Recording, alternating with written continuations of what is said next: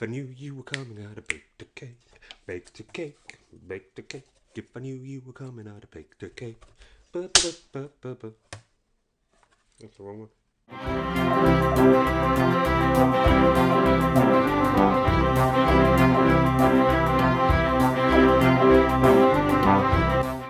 Alrighty, first off, before you do anything, before you even think about watching any further, click that subscribe button and maybe hit the bell as well. We all need more notifications in our lives, and this way, if you do that, you'll get all of mine, and mine are the best notifications. Also, why not follow me on Facebook, Insta and Twitter? The links for all of which will be somewhere below in there if you show more and read. And finally, why not get in the comments and vent your frustration as to quite why it has taken me so long to get going on the actual video. Complain that there is far too much padding and too much waffle, and posit the question as to whether we actually in fact need any of this preamble. The answer to that, of course, is yes, we do. Why do we need that? Because of you. You as a people. You're to blame. Trust me, I wish you were better too. I wish that you had off your own back already subscribed, belled, liked, commented and shared. But you haven't, have you? You needed me to tell you. And even then, some of you watching still haven't done it. So look around yourselves. You are only as strong as your weakest member. Now, on with the show. The best original movie themes ever. Now, this would be simple really, wouldn't it? Jurassic Park, Indiana Jones, The Goonies, Star Wars, Bond, E.T., The Great Escape. Done. Dusted. I'm out of here. But, that would be boring. So I have decided to insert a little bit of something special. That's what they said. The best original movie themes from the worst movies. We are charting the scores that are simply too good for the movies that they are attached to. The tunes that elevate the films to a position where really they should be nowhere near. Yes, Back to the Future has an incredible theme tune, but seeing as the movie is basically flawless anyway, what did you expect? I'm looking for absolute garbage with a soundtrack off the hook. I want to hear the chamois leather of brilliance buffering a turd of polluted spume. The greater the disparity between the music and the movie, the higher the rank. We are after a 0 movie, but a 10 when it comes to the theme. Can we find it? Oh yeah, and it has to be an original piece with no lyrics. Get it? Got it? Good. Number 5, Days of Thunder, Hans Zimmer. Top Gun on the Ground, starring that guy from Top Gun, playing that guy from Top Gun. But if we cover it in an oily shimmer and a bit of smoky mist, no one will ever notice. Except we will. And we did. I mean, come on, you can't replace Goose with Nicole Kidman and expect us to be okay with it. Anthony Edwards, I will not allow your career to die in vain. Much like Tony Goldwyn, you are a hero of epic proportions. You are a monolith standing upon a booty of beauty. We just can't remember where we put you. Our bad. But yeah, Days of Thunder. It's pretty trash, right? It's stupid fun, sure. But even in the realms of stupid fun, it's not really stupid enough or fun enough to drag it out of the bargain basement bin of blur. Even with the mighty might of Tom Cruise. Personally, I blame Nicole Kidman. She ruins everything. She even ruined Nicole Kidman. All the talent in the world wasted on Nicole Kidman and her unexplainable but unrelenting ability to just, well, Nicole Kidman it. But Zimmer, man. Hans bloody Zimmer. That tune, it's, well, a tune. It almost makes me want to carry a speaker around and change my name to this song. Hello, and what's your name? Hi, my name is...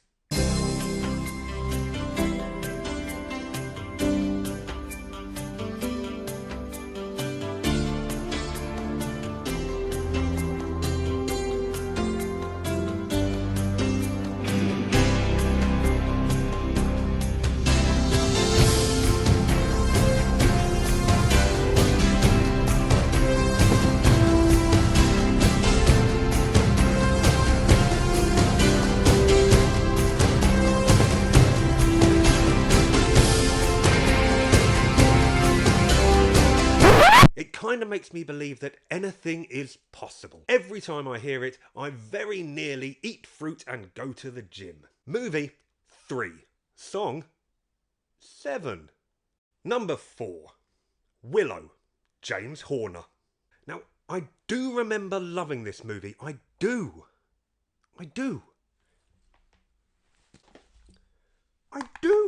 I'm sure I do. A village of little people engage in a fantastical action-packed fight against the tyranny of oppression and a quest to return a baby to the very same dangerous place that it escaped from. Ably assisted and insulted in equal measure by the quite lovely Val Kilmer. But back to that baby bit, it's kind of like the Priti Patel way of dealing with refugees. Hello. No, if you could go back. Minus, of course, Val Kilmer. And any honest good intentions. Or honesty. Or goodness. But there's something about this movie that just doesn't stand the test of time. Essentially, if every other fantasy movie had never existed, this would seem original. But if every single fantasy movie ever existed had never existed, then there probably wouldn't be an audience for this film. And thus it probably wouldn't have been made. So arguably, the very fault of this movie is the fact that there are other movies within its genre. And I like fantasy movies. Oh, shit. But come on, James Horner. Tune.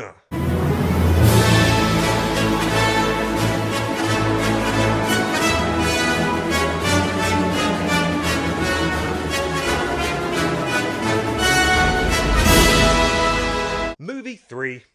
Song 7.5. Number 3.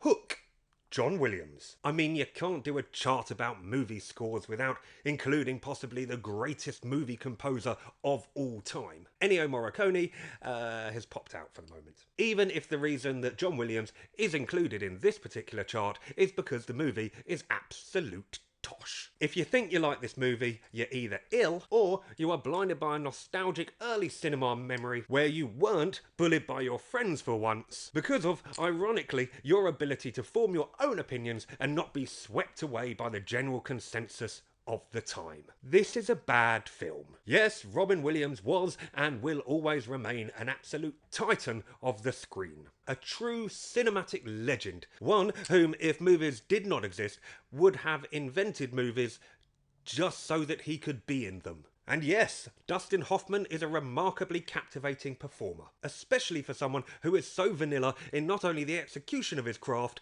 but simply to look at. And yes, Bob Hoskins is a UK treasure. Yes, Julia Roberts. Yes, Maggie Smith. Steven Spielberg. I get it, but you know what? I like whiskey.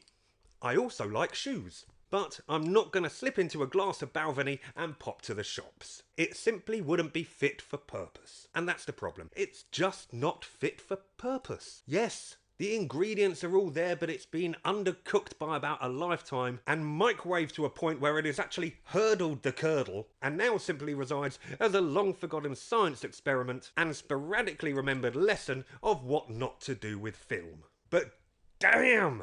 Tune!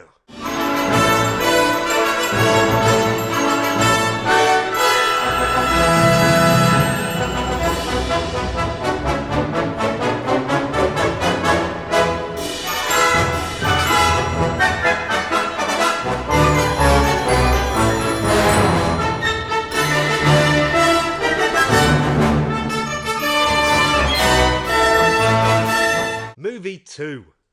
Song 8. Number 2. King Solomon's Mines. Jerry Goldsmith. This is like The Goonies meets Indiana Jones whilst being filmed making love by a lyricless Gummy Bears theme song. I would happily do any task asked of me if it meant that I could hear this song whilst doing it. Do the dishes? No problem. File my taxes. You got it. Invade Fiji. Hold my beer. It is unstoppable in its relentless, arrogant pomposity, and I'm bloody here for it. I would even encourage this song to take me out for a drink, insult me all night long, judge my entire life choices, scream at the bar staff, mock my very existence, and force me to pay. It'd be worth it to be in its company for just a few minutes.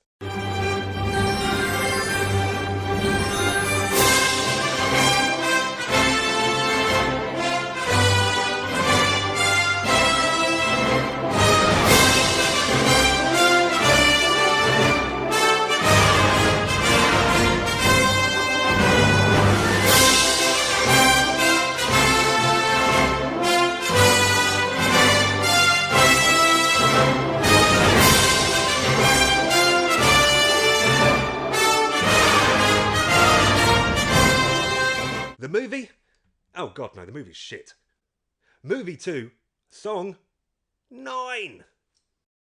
Number 1, Police Academy 2, 5, 6, 7. Any of them will do. Yes, Police Academy, the first one. Oh, it's a fine slapstick farce. The third one, well, that stands toe-to-toe with Naked Gun. And the fourth one, well,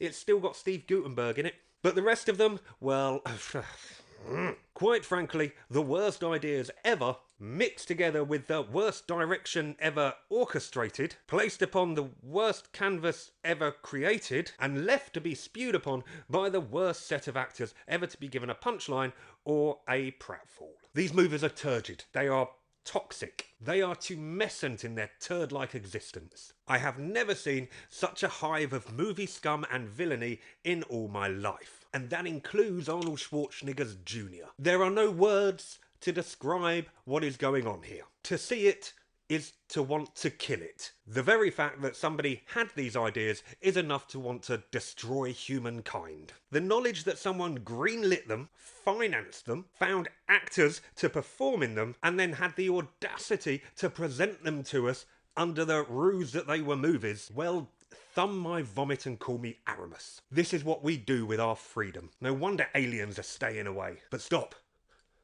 What's that? Coming over the hill, like Shadow, preventing a heartbreak. It's only bloody Robert Folk, and what's that he's carrying? Only the finest movie score of all bloody time. Better than Jurassic Park? Yes. Better than The Untouchables? Yeah. Dead Poets Society? Hell yeah. E.T.? Did I stutter? The absolute finest, the best, the pinnacle. End of. Go home. We are done. Movie, 0. Theme, it's a 10.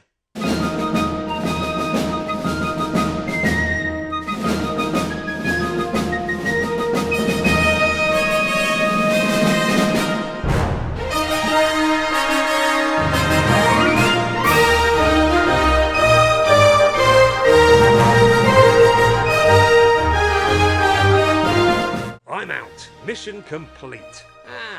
Should we just leave it playing? Fuck monetising. Laters.